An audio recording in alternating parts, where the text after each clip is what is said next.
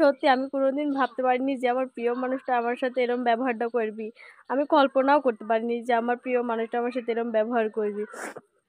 আগে ঘাটার দিকা হইলে কত কথা কইছে যে রোকেয়া কি করতেছ, কত হাসি ইয়ার্কি ঠাট্টা কত কিছু কথা কইছে। আর এখন দিকা হইলে আমাকে কাজে যাওয়া বাদ দিয়ে ফাঁকি দিয়ে পুলায়।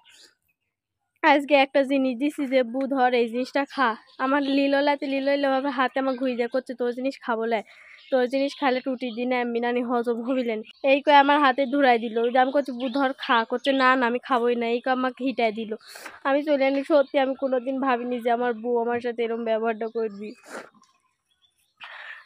আমার আমি বুক ছাড়া এক মুহূর্ত থাকতেই না। আমি যখন দিয়ে বাড়ি থাকি বুর সাথে গল্প করি, বউ বাইরে থাকলে গল্প করি। কোনো জায়গায় দূর যাওয়া লাগে একলা একলা না যায় আমি বউ কই বউ চল দুজন যাই গল্প করতে করতে যাবো নি। আর এই বয়সকে আমার সাথে এরম ইয়া করতেছে দেখেন তো, ঝগড়া হয়েছে মার সাথে, তাহলে আমার সাথে এরম ব্যবহারটা করা উচিত হয়েছে আমার বউর। আপনারা কমেন্ট করে কোয়েন যে এই বুর এরম ব্যবহার আমার সাথে করা ঠিক হয়েছে কি না। আপনি সবাই ভালো থাকেন। আসসালামু আলাইকুম।